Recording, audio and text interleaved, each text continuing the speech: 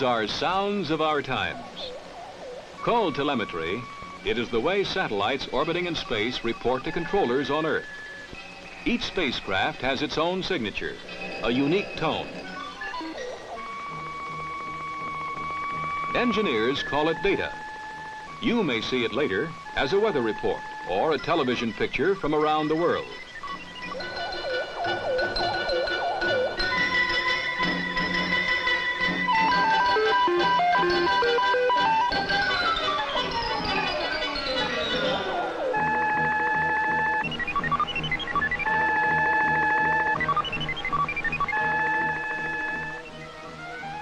Space down to Earth with application satellites. What they are, what they're doing for you now, and what will be happening in the decade of the 70s. Weather, communications, Earth resources. These will be among the main topics for dialogue in the 1970s. Each has its own type of impact on our lifestyles. At times, we will be more concerned about one than the other, but always they will be there.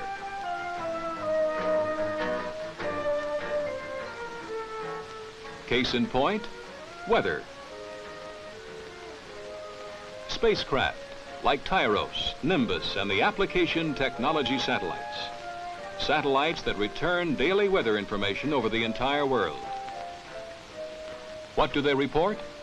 A continuous watch of the Earth's moving cloud cover, tracking storms, measuring winds, recording temperatures at different heights, and testing the moisture content of the atmosphere. As a result, computer systems are built that can receive and analyze vast amounts of global information from many sources, making forecasting more accurate.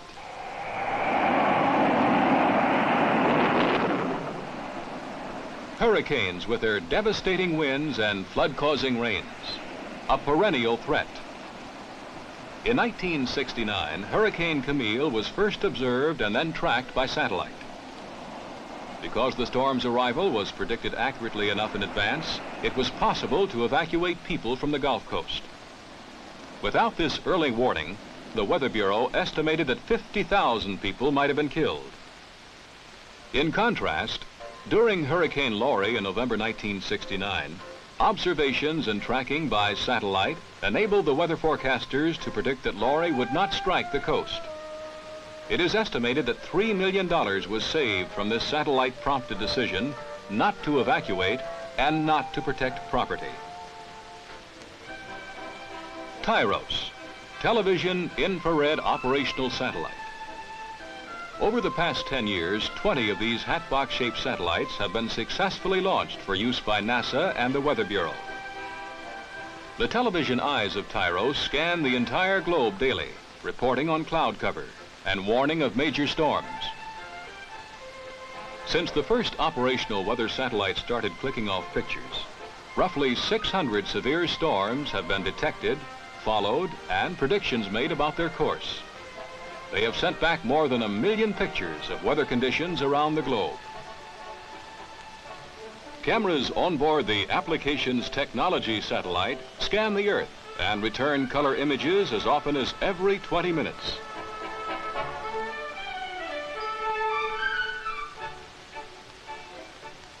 Here's a view showing 6 hurricanes on one picture. This near continuous surveillance of 40% of the Earth's surface has proven so useful that the reports have been incorporated into routine weather forecasts and have pointed the way for even more sophisticated meteorological satellites. Major airlines make use of satellite data in planning their flights. Pilots routinely receive weather photos of their transoceanic routes.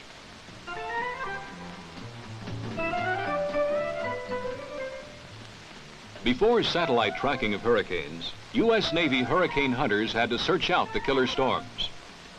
Weather satellites now locate the storms, and the Navy flies directly to them to make their measurements.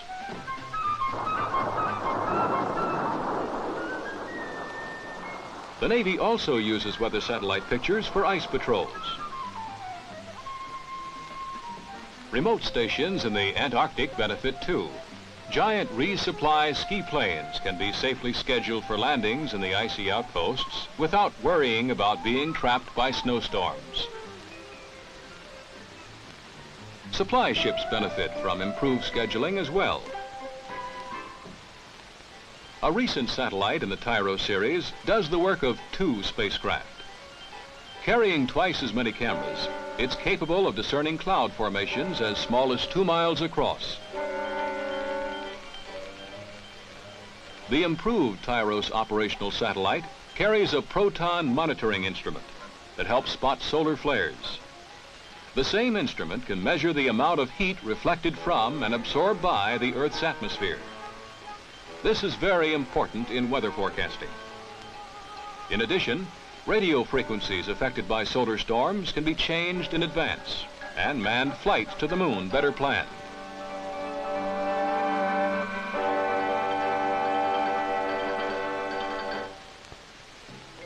Nimbus, research and development craft studying advanced techniques and concepts for meteorological Earth observations. Nimbus is measuring the atmosphere's temperature and moisture at various altitudes, as well as making day and nighttime cloud photographs. These measurements are considered the key to accurate long-range weather forecasts. By the end of this decade, forecasts made 1 week in advance will be as accurate as those now made 24 or 48 hours ahead. Satellites and weather are global in nature.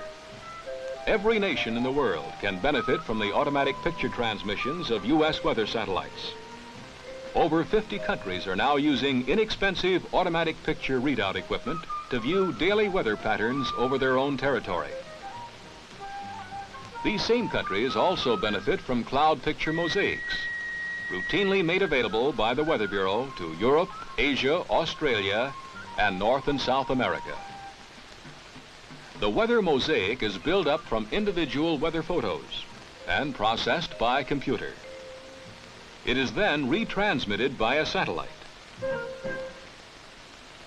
There are 3 main objectives for an effective meteorological program.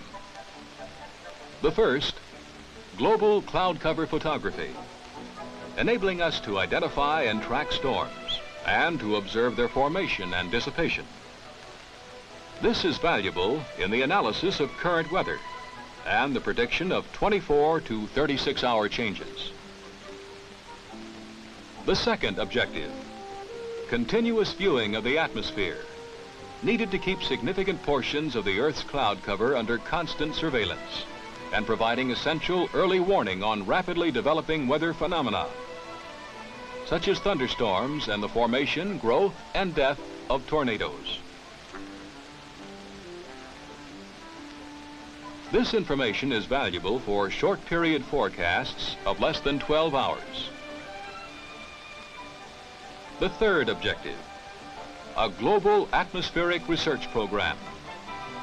Its goal, long-range weather prediction on a worldwide basis. In 1976, scientists from governments, industries, and universities in many countries will meet to work out the problems of international weather forecasting. The global research program will use computers to design and test theoretical models of atmospheric behavior. When the mathematical models are combined with information returned from already operating satellites, it may be possible to make forecasts 2 to 3 weeks in advance. Communications. Some of the greatest strides in putting space to work have taken place in this field. In 1960, Americans made 100 billion telephone calls. In 1969, nearly 200 billion were made. New uses are continually being found for telecommunications. Banks, stock exchanges, hotel reservations, cable TV, hospitals, computer centers, and other new customers are appearing at an increasing rate. We are in the midst of a global communications explosion. Helping meet this demand are communications satellites. This is President Eisenhower speaking. It is a great personal satisfaction to participate in this first experiment in communications involving the use of the satellite balloon known as ECHO. August 12, 1960. President Eisenhower took part in the historic first transmission via ECHO satellite. By bouncing radio waves off its shiny surface, it made possible long-distance telephone conversations and the transmission of photographs and music.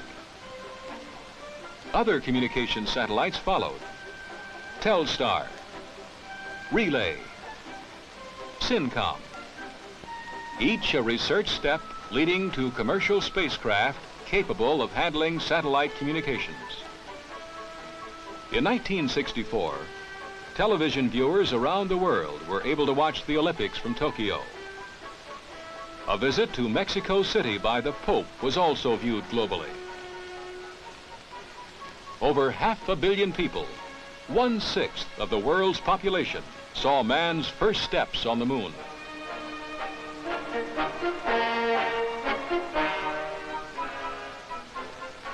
Color coverage of space recovery operations from mid-ocean is now routine. At the Manned Spacecraft Center in Houston, doctors discussed space medicine and early cancer detection. The proceedings were telecast live via communication satellite and provided two-way voice circuits between the United States and 3 European countries. The closed-circuit telecast enabled 30,000 European doctors to hear the 3-hour transatlantic conference. One of the best ways to check out new concepts and techniques in communications, navigation, and meteorology is with research and development spacecraft. The applications technology satellites are just that, serving as platforms for testing out new concepts in all these disciplines. The ATS program consists of 7 flight missions.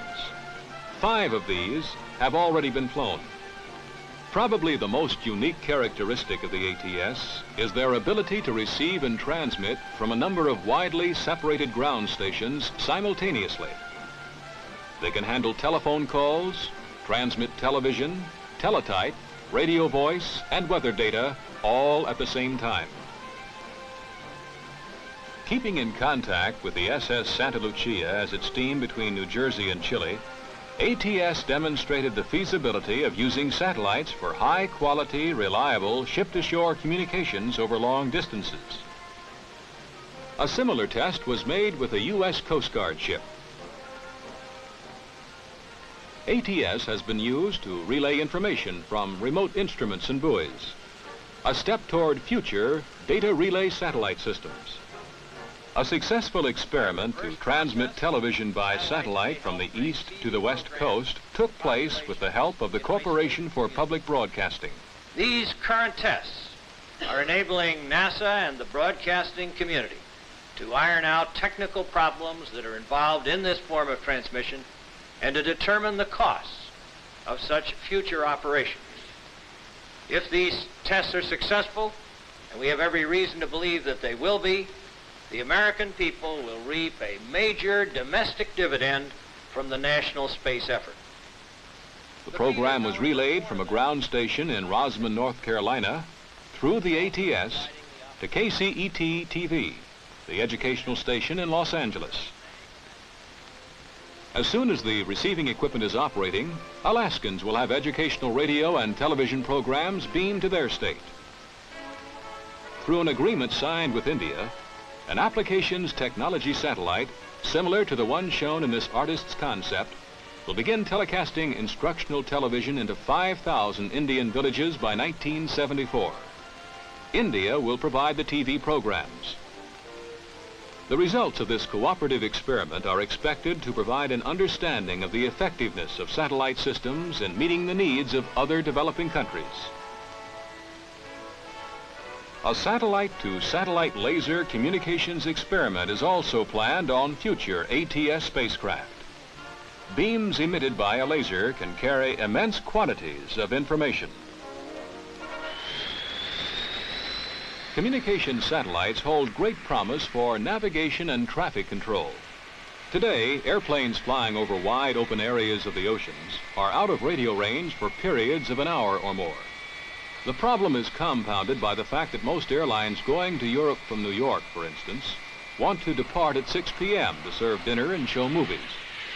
They also want to go to the same altitude to take advantage of favorable tailwinds.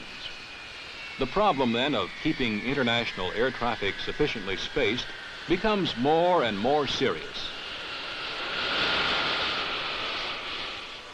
NASA has been experimenting with a system to determine the position of planes and ships. The system makes it possible for a ground-based station to automatically locate aircraft and ships equipped with receiving and transmitting equipment.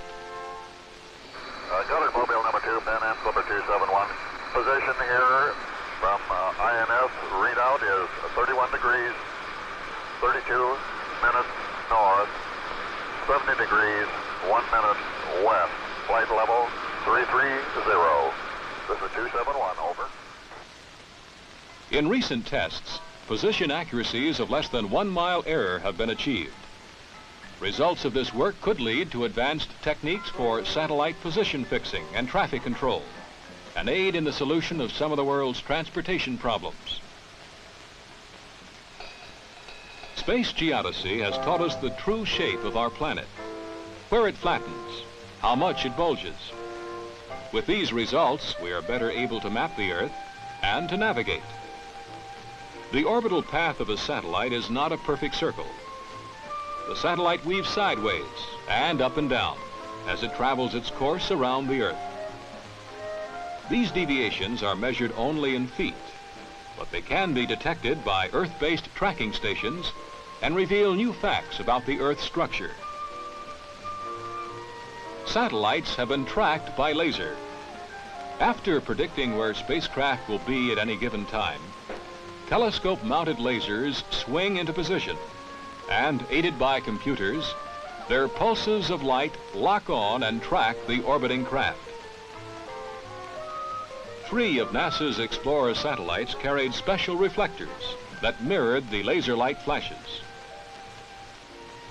The positions of the satellites were precisely determined, and the distance calculated simply by measuring the time it takes the beam to go to the satellite and return. Precision in satellite tracking leads to precision in terrestrial mapmaking. The Department of Interior estimates that the value of up-to-date topographic maps is worth nearly $700 million annually to our national economy.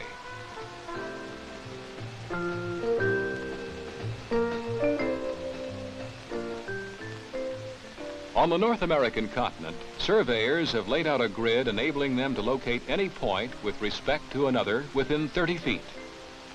There are similar grids in other well-developed countries, but they are not tied together. A surveyor cannot see over the ocean with his transit to make the connections. But a satellite can. It is a valuable tool because of its altitude. Observers several thousands of miles apart can see a high-flying satellite at the same time. By making simultaneous measurements with optical and radio tracking instruments, they can determine just how far apart they really are. The current goal of satellite geodesy is to tie all geodetic grids together to within an accuracy of 30 feet. Using high-flying satellites as geodetic markers, the world's continents will eventually be tied together to one common reference system. Geodesists also hope to use their new techniques to keep track of polar ice caps and glaciers, monitor the geometry of the ocean surfaces, increase knowledge of how earthquakes occur, and make direct measurements of the rates of continental drift. As the world's population continues to grow, our need to develop, protect, replenish, and use our natural resources wisely becomes more apparent and urgent. The air and atmosphere are resources of the Earth, as are the oceans, fresh water, ice packs, forests, minerals, and usable land. Efficient utilization of these resources not only includes their discovery and management, but also detection and control of pollution. In many areas, this need is reaching crisis proportions.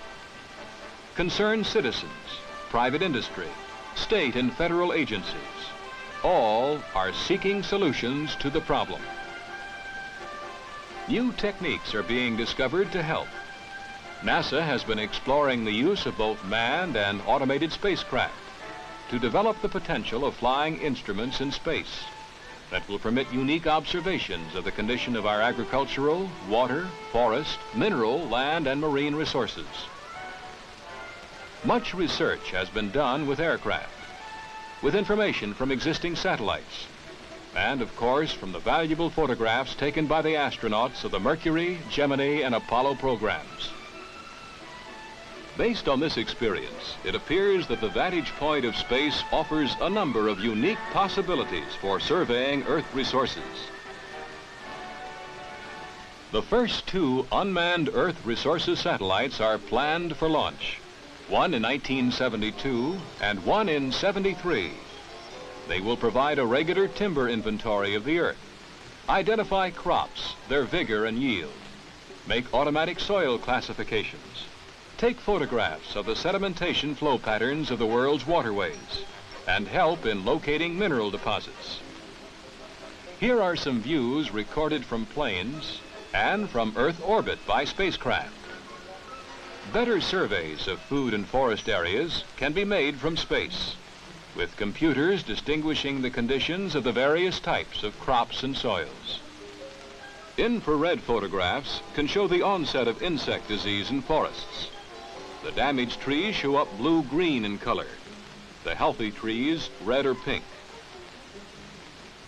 An Apollo spacecraft orbiting 150 miles over northern Australia spotted forest fires. Here are two others, as seen from space southwest of Tallahassee, Florida. By viewing fresh water from space, lake colors can be correlated with the biological, chemical, sediment, and pollutant content. Glaciers are another important source of fresh water, and their growth and decline are very sensitive indicators of the available supply. The Bureau of Commercial Fisheries says there is a close relation between fishery production and the temperature of the ocean, and they're very interested in having more accurate spaceborne instruments developed for monitoring these thermal conditions. This could significantly improve the efficiency of fishing fleets. Space photography can assist in mapping navigation routes in coastal and shoal water areas and help control silting in major harbors and navigable rivers. Ultimately, spaceborne instrumentation may permit observations of the wave heights of our oceans. Although it will not be possible to acquire all of the needed Earth resources data by sensors located directly in the satellites, it is possible to supplement the information by placing surface instruments, such as buoys, water gauges, and strain gauges, at strategically located positions on the surface of the Earth. These surface instruments could transmit the data to satellites, which would then relay it to central data handling stations.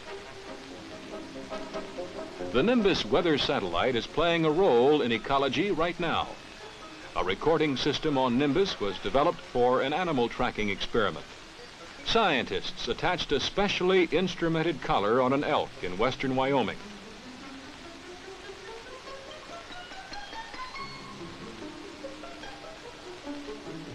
As Nimbus flies over, it receives information about the elk's condition and location and reports back to Earth. Accurate tracking of free-roaming animals in their natural environment will increase scientific knowledge of animal migration habits and may show ways to help protect our wildlife population. This is Skylab, America's first manned experimental space station. It will be launched into orbit around the Earth in 1972. There are several Earth observation experiments planned for the orbiting space station.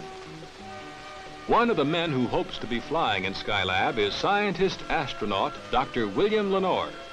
He too is interested in Earth resources. One of the more interesting aspects of what we can learn from space, I think, is the Earth resources area, which generally is tied up in the kind of things that I can learn from space by being in Earth orbit, looking back at the Earth from a remote sensing point of view. Meteorologically, we've seen many things already. We can learn about the Earth's surface from a crop survey standpoint, where the surface water is and the immediately subsurface water for the water management for the world. Pollution control and studies as to where the pollution is being emitted from and where it goes to. Fish industries for the ocean and sea states for ocean-going vessels, icebergs. I think these are just actually very few of the types of things that we can monitor and study from space on Earth resources. The Skylab program is going to be stepping off in this direction.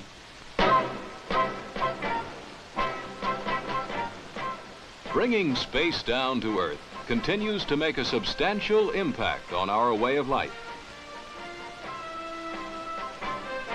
Communications satellites routinely provide reliable telephone service on a global basis, and important events are brought into our living rooms through intercontinental television. Coming close to reality, satellites that broadcast news, educational and cultural programs to populations of entire nations. Meteorological spacecraft aid in daily weather predictions. Satellites for navigation and traffic control will help make better economic and safer use of air corridors and oceans. Earth surveys from space should offer another means of preserving natural resources. We are sharing many benefits from space right now. As we develop this potential in the future, applications from space will have continued, profound, and direct effects on our everyday lives here on Earth.